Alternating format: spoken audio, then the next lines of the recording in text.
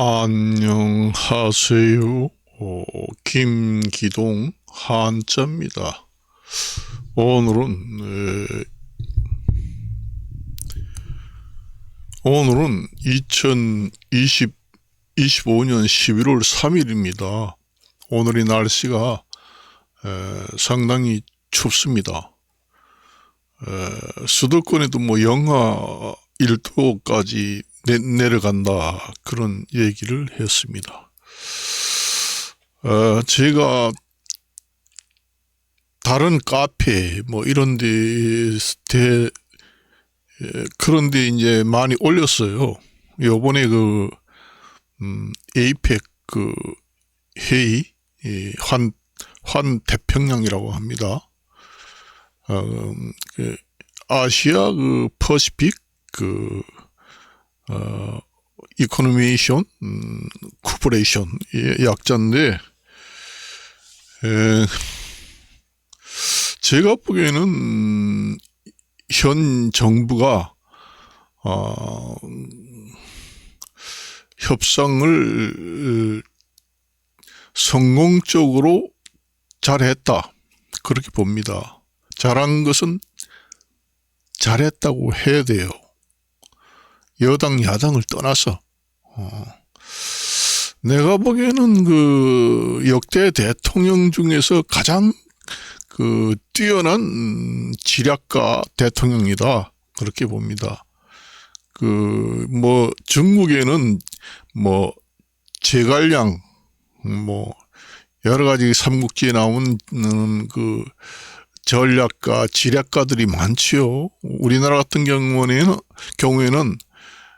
한명회, 그 다음에 정도전, 삼봉, 정도전 같은 사람들이 정치 해결이 안 될 때 정치 해결사로 임금님이 바로 밑에 자문기관으로 둬서 정도전, 한명회 같은 지략가, 뛰어난 두뇌를 가지고 있고, 정치를 할 때 잘 풀리지 않을 때, 대통령이 답답할 때, 생각이 안 날 때 불러서 물어보고 정치 해결사로 역할을 한 우리나라 역대 지략가 중에서 한명회, 그 다음에 정도전, 여러 가지 사람들이 많죠. 나는 우리나라 역대 대통령 중에서 가장 뛰어난 지략가다, 그렇게 보고 있습니다. 현 이재명 대통령이 그래요. 원래 우리나라에 저도 성씨라고 합니다. 성씨 분석을 해보면은 이씨 성을 가지고 있는 집안들이 원래 머리가 뛰어납니다. 옛날에 이율곡이라든가 이태왕, 이황이라든가 이런 역대 우리나라의 머리가 뛰어나고 지략가를 탄생시킨 성씨를 구분해봐도 이씨의 성씨 계열이 머리가 뛰어나다, 지략가다, 해결 능력이 뛰어나다. 저도 서울교통공사에서 근무하다가 정년퇴직을 했습니다. 그런데 저도 서울교통공사에 다니면서 직원들하고 이제 회식을 하고 여러 가지 얘기를 하다가 그런 얘기도 나왔어요. 정말로 이 씨들이 머리가 좋고 정말로 뛰어나, 이런 얘기를 하더라고요. 솔직히 말이지. 내가 뉴스를 보니까 우리나라가 일본 수준 내지는 일본 수준보다 더 나은 우라늄 농축 및 재처리를 할 수 있는 권한을 트럼프 대통령한테 받았다, 그 얘기입니다. 그 중에서도 가장 뛰어난 성공적인 공적이다. 그것도 이제 그 텔레비 뉴스를 보고 또 여러 가지를 봤는데 공개를 하지 않고 비공개로 얘기를 할 것이지 국민들이 다 보는데 그 마이크로 그 디젤 엔진이라는 게 그게 사행정 시스템입니다. 우리가 내연 기관이라고 하지요. 우리 지금의 자동차에 쓰는 그 디젤 엔진, 가솔린 엔진, 그 다음에 여러 가지 그 엔진이 있잖아요. 그걸 사행정 엔진 또는 내연 기관, 그렇게 얘기합니다. 앞으로 이제 미래에 나올 엔진은 원자로 자동차 엔진, 핵 엔진 이런 게 나와야 되는데 그게 이제 나오게 되면은 방사능 같은 게 방출될 염려가 많기 때문에 기술을 확보만 한다면은 방사능 방출 여러 가지 문제점만 해결된다면은 앞으로 핵 엔진을 가진 자동차도 나올 것이다. 그렇게 되면은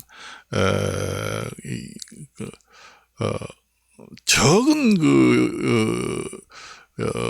비용으로 엔진의 능력은 극대화되게 되겠지요.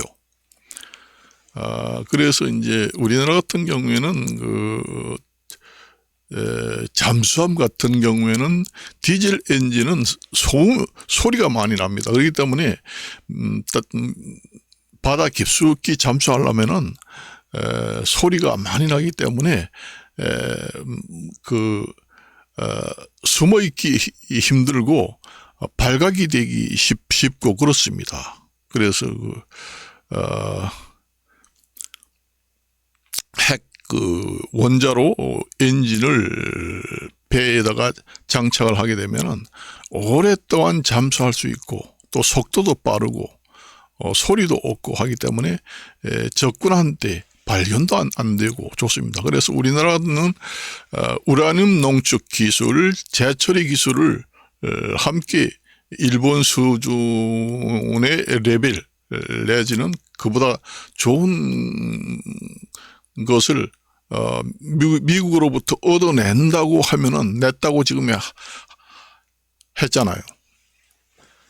그렇게 되면은 우리나라 그 핵 폐기물을 또 10분의 1로 줄어들게 됩니다. 재처리가 되게 되면. 원래 그 재처리 기술이라는 게 핵 원자로, 우리가 그 원전 있잖아요. 원전이라든가 원자로를 이용해서 여러 가지 산업에서 이용하게 되면 거기에서 쓰레기가 나옵니다. 폐기물. 그러니까 폐기물이 나옵니다. 그 폐기물을 우라늄 농축 및 재처리 기술을 이용하게 되면은 그 쓰레기를 엄청나게 많이 줄일 수가 있어요. 10분의 1 정도로 줄일 수가 있습니다.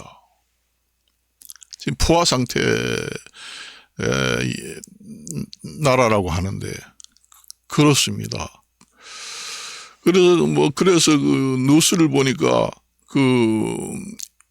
에이펙 회담에서 트럼프 대통령하고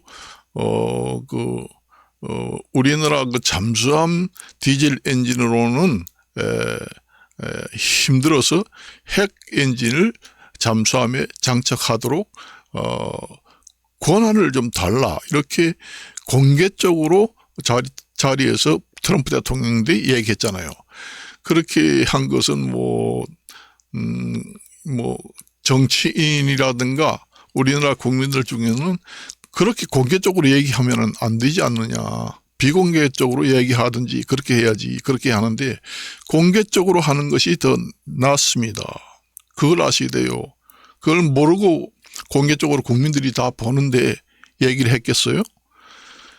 그 대통령이라는 것은 프레지던트, 대통령이라는 것은 그 일본 같은 경우에는 그 입헌 군주제 라고 보시면 됩니다. 옛날에는 전체 군주제였어요. 원래가 일본의 그 정치 시스템이라는 게.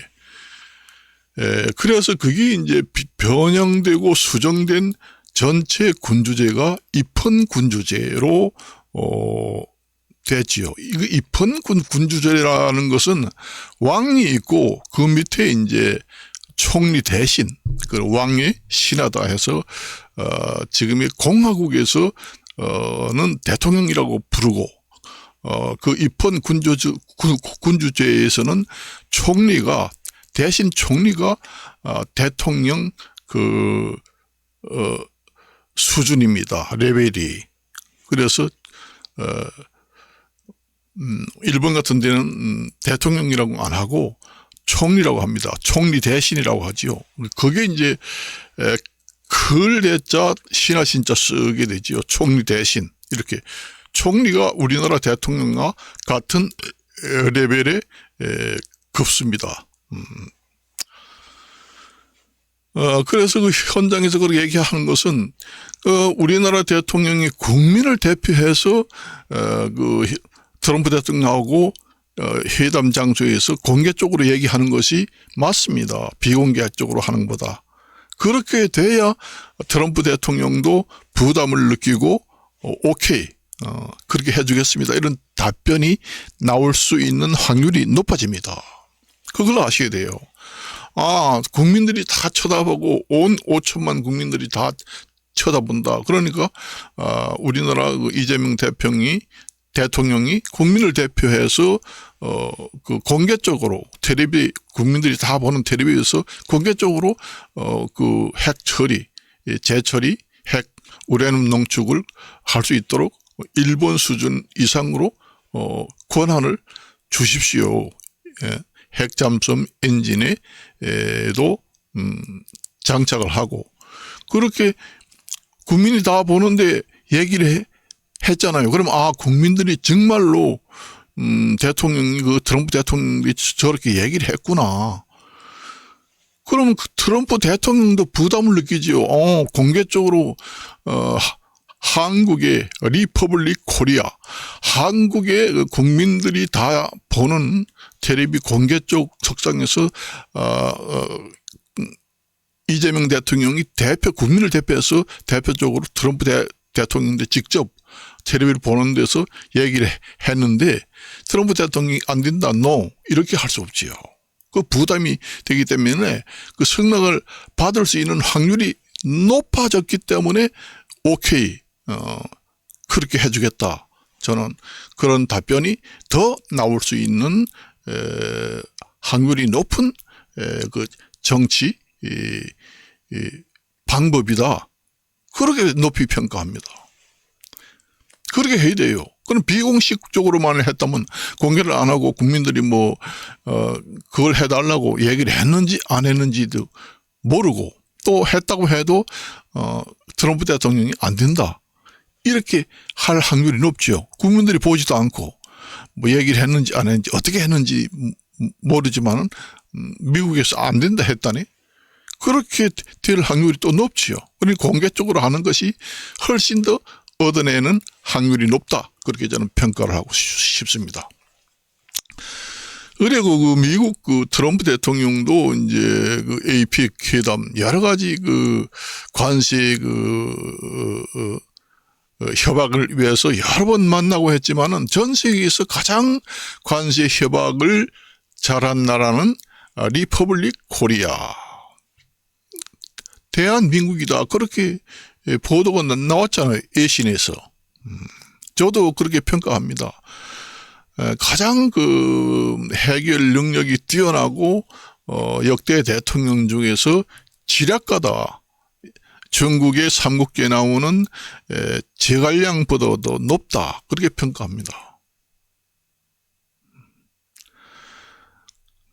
그 처음부터 그 전 세계적으로 트럼프 대통령과 회담을 하게 되면은 여러 가지 어떤 나라 같은 경우에는 그 선물로 그 관세 협상을 하기 사전에 모두 선물로 준 것이 비행기까지 줬잖아요. 내가 언제 예신을 보니까 트럼프 대통령이 외국 그 관세 협상에 나타났는데 그 나라에서 어떤 나라라고 얘기하지 않지만 그 나라에서는 비행기를 통째로 트럼프 대통령이 선물을 받았다. 그런 얘기도 나왔잖아요. 나왔습니다. 전 세계적으로 선물을 많이 하잖아요. 그리고 우리나라 같은 경우에는 참 아이디어도 좋았다. 금관 관세 협상을 할 때 트럼프 대통령이 책을 낸 트럼프 대통령이 저작한 책을 읽고 트럼프 대통령의 사상이라는가 노선 좋아하는 취향 여러 가지를 읽어보고 파악을 하고 준비를 많이 했다. 그래서 선물 공세도 적절하게 아주 좋아하는 좀 심리를 파고드는 그런 트럼프 대통령이 가장 좋아하는 취향의 선물을 선택하기 위해서 트럼프 대통령이 펴낸 책도 구입해서 보고 연구를 많이 하고 가장 적합한 그런 최적의 선물을 제공해서 트럼프 대통령이 마음을 사서 우리나라 핵 협상을 이끌어냈다. 그렇게 평가를 하고 싶습니다. 그 외에도 경제적으로도 이번 에이펙 회담 또는 관세 협상에서도 성공적으로 마무리했다. 그렇게 총평을 하겠습니다. 그리고 경제 측면에서도 상당한 효과가 있어요. 저도 그 증권을 합니다만은 우리나라 증권을 이렇게 화랑이 되는 경우가 있었습니다만은 제가 그 서울교통공사에 다닐 때 1900 몇 년도인가 제가 80년도에 서울교통공사에 들어갔으니까 86년도 87년도 1988년도인가 그때 88 올림픽 아마 그 시기인가요? 정확한 시기는 모르지만은 그때의 증권이 한때 화랑이 됐습니다. 그래서 그 지원이 이런 얘기 하더라고요. 나한테 나는 지금 퇴근하면서 현대증권에 가가지고 증권회사에 가서 증권 투자하러 가요. 요즘에는 아무 종목이나 사놓으면 돈 벌어요. 갑시다. 나보고. 그렇게 하더라고요. 그때는 제가 그 증권에 대해서 상식이 없고, 관심도 없어서 안 갔습니다만은, 좀 많이 아는 사람들은 그때부터 화랑이 됐던 것 같아요. 지금 생각해보니까. 그리고는 그동안에 증권이 참 답보 상태 내지는 조금씩 오르고 왔다 갔다 했죠. 원래 그 민주주의의 경제의 꽃이라고 하는 것이 바로 증권입니다. 증권 회사가 활성이 돼야 기업들이 거기에서 사업 자금을 운용해서 쓰고 거기에서 이제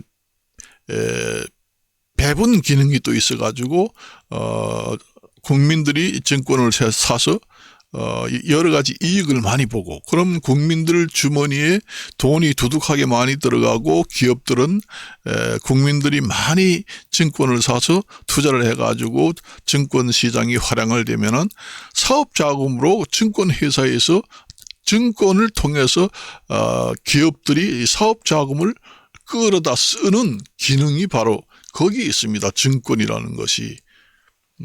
코스닥에서 이제 어느 정도 기업이 인정을 받으면은 코스피로 이제 이동을 하게 되지요. 제가 증권을 한 40-50년 했습니다. 그래서 민주주의의 경제체제의 가장 꽃이라고 하는 것이 증권이 지금 활성화가 되잖아요. 2000선에 있던 것이 5000선 가까이 되고, 전 세계적으로 봐서 우리나라 증권의 지수가 많이 저평가가 됐다. 제가 생각할 때는 5천선이 까지 갈 것이 아니라 10,000선까지 올라가야 된다. 그렇습니다. 그래야 그게 활성화가 돼야 돼요. 그리고 제가 또 그렇게 되면은 이제 경제가 살아납니다. 살아나게 돼요.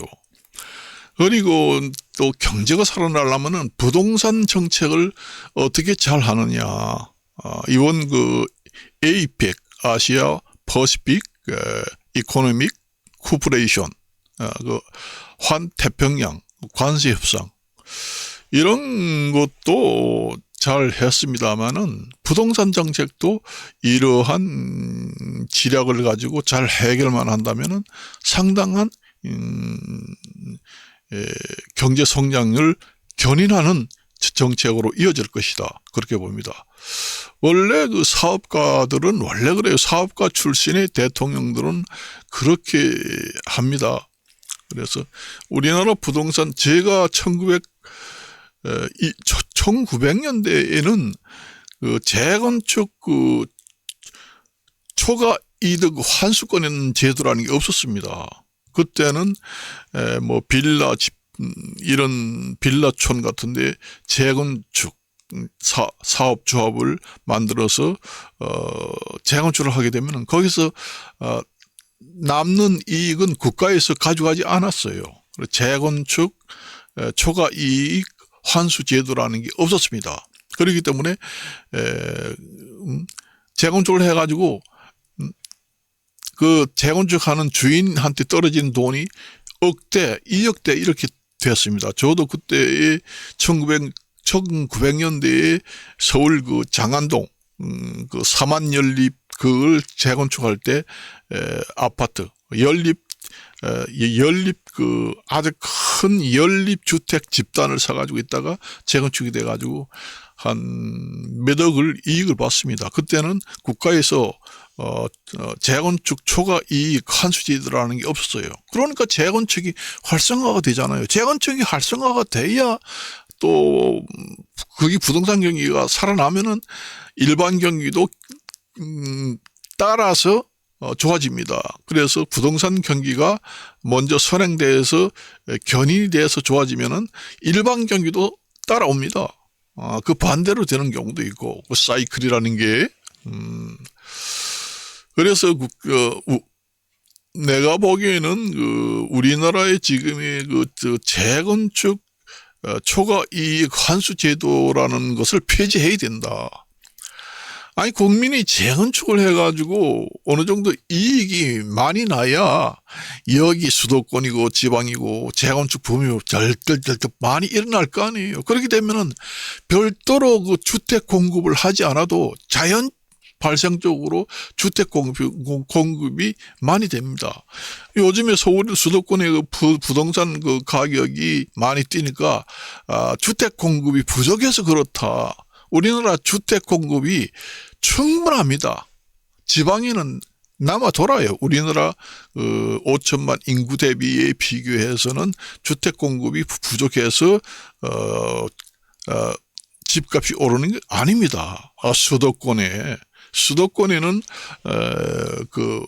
너무 사람들이 많이 모여들기 때문에 부족할 수도 있지만은 전체적으로 봤을 때는 우리나라 주택 보급률이 부족한 것이 아니에요. 그래서 정부의 지략가들이 모여서 재건축 초과 이익 환수 제도를 지금에 가지고 있는 제도를 폐기해야 된다. 그렇게 되면은 재건축을 많이 합니다. 살아나요. 부동산이.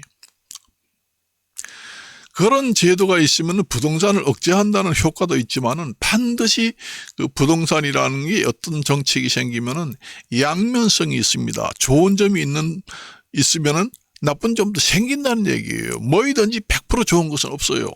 세상에. 그런 생각을 해요. 부동산 정책. 그래서 현 정부 이재명 대통령 정부에서 주식시장을 활성화시킨다. 경제 민주주의의 자유무역 기본 원리는 어느 나라든 주식시장이 경제 체제에서 꽃입니다. 그래서 주식시장을 활성화시켜야지만은 경기가 살아나는 견인 역할을 한다. 기업을 운영하고 하는 데에서는 운영 자금을 끌어다 쓰고, 또 국민들은 투자를 해서 이익을 보니까 소득 분배 효과도 있고 여러 가지 기능이 있다고 봅니다. 그 외에. 그래서 국민들이 어느 정도 그 수입을 창출해서 주머니가 두둑해야 돈을 쓸 거 아니에요. 아파트 경제 원리라고 했잖아요. 우리가 선거철에. 그래서 돈이 돌고 돌아야 경기가 살아난다는 얘기지요. 국민들이 좀 두둑해야 인터넷, 최신 보이스피싱 이런 것도 줄어들고 여러 가지 효과가 있죠. 그래서 재건축을 해서 재건축 초과 이익 환수 제도를 폐지하면은 국민들이 옛날 오래된 아파트가 더 비싸집니다. 신축 아파트를 가지 않고 구축 아파트들이 오래된 아파트가 인기가 있어가지고 더 비싸져요. 옛날에는 그랬습니다. 1980년대지요. 1980년대에 서울공사나오는데 1990년대에서는 재건축 초과 이익 환수 제도가 없었기 때문에 오래된 아파트가 비싸졌어요. 그때는 재건축하면은 가구당 몇 억씩 떨어졌습니다. 요즘에는 재건축을 하지 않는다고 그러잖아요. 재건축 해봐야 남는 것이 없고 대로 부담금만 많이 들어가서 손해본다. 그러니까 리모델링 해서 쓰자. 재건축 해봐야 남는 게 없다. 그런 얘기 하잖아요. 그러니까 새로운 신축 주택이 자꾸 생겨야 되는데 재건축 초과 이익 환수 제도가 생기는 바람에 재건축이 안 되다 보니까 주택 공급도 주택 공급의 기능이 있는데 그것도 활성화가 안 되고 그러다 보니까 그게 문제점이다. 그래서 재건축 초과 이익 환수 제도는 폐지해야 된다. 그리고 원래는 그 부동산 정책을 억제를 하려고 하면은 세금 정책으로 원래 부동산 과열을 잡는 게 원칙입니다. 보유세를 높인다든가 하는 것이 원칙이에요. 다른 제도를 가지고 하는 것은 국민의 손해가 많습니다. 그건 무슨 얘기인가 하면은 서민들이 손해가 많이 와요. 보유세 같은 경우에는 돈 많은 사람들이 부담을 많이 느끼고 손해를 본다고 한다면은 부동산 세금 정책 말고 재건축 이익 환수지대 같은 경우에는 서민들이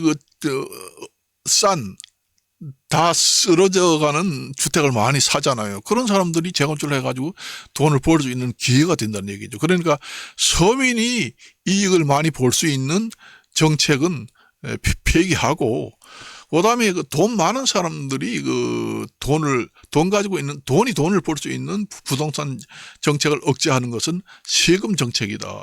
보유세를 높인다든가. 돈 많은 사람들이 비싼 고급 아파트를 가지고 있으면은 보유세를 많이 올리면은 효과가 나오고 서민들은 별로 손해를 안 보잖아요. 반대 방향으로 하게 되면은 서민들은 손해를 보고 돈 있는 사람들은 돈을 벌게 됩니다. 그러니까 세금 정책으로 부동산 억제 정책을 하지 않고 각종 재건축 초과 이익 환수 제도를 한다든가, 예를 들어서 그런 다른 정책을 하게 되면은 일반 5천만 서민들이 손해를 많이 보게 되는 정책의 일환이다. 그렇게 보시면 됩니다.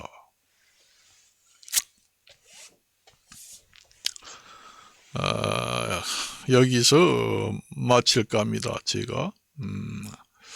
제가 요즘에 그 금값도 많이 떨어져 가지고 당신이 금값이 계속 오를 것이다 하던데 지금 이렇게 많이 떨어졌는데 당신이 주장하던 얘기가 틀리지 않느냐 이런 댓글이 많이 올라옵니다. 제가 지금에도 얘기하지만은 금값은 계속 오른다는 것이 제가 가지고 있는 지론을 그대로 가지고 있습니다. 앞으로 보세요. 아직도 세계 경기는 완전히 안개 속에 있다. 그걸 갖다가 불투명하다는 얘기입니다. 앞을 내다볼 수 없다 그런 얘기예요. 경기 불황이 예상할 수 없다 하는 것을 불투명하다. 이 세계 경기가 완전히 그 투명성이 있고 경기가 좋아지면은 금값이 떨어지겠지만은 아직도 불투명하기 때문에 제 같은 경우에는 앞으로 전 세계 경기는 살아날 수 없습니다. 사실상. 왜냐? 환경 때문에 그래요. 환경 때문에 그렇습니다. 환경 파괴가 모든 것을 압도한다. 그렇게 보시면 됩니다. 환경이 개선 안 되고서는 금값이 다운 안 되죠. 금값이 곧 세계 경제의 불안을 그대로 표시하는 지표가 된다. 금값이 근본이 제도라는 게. 그래서 금값은 안 떨어진다. 앞으로 금년 안에 5,000달러, 내년에는 10,000달러까지 갈 것이다. 그러니까 우리나라 3.75g에 대해서 한 100만 원, 200만 원까지도 내년에는 갈 것이다. 그렇게 봅니다. 여기서 이제 마칠까 합니다. 안녕히 계십시오.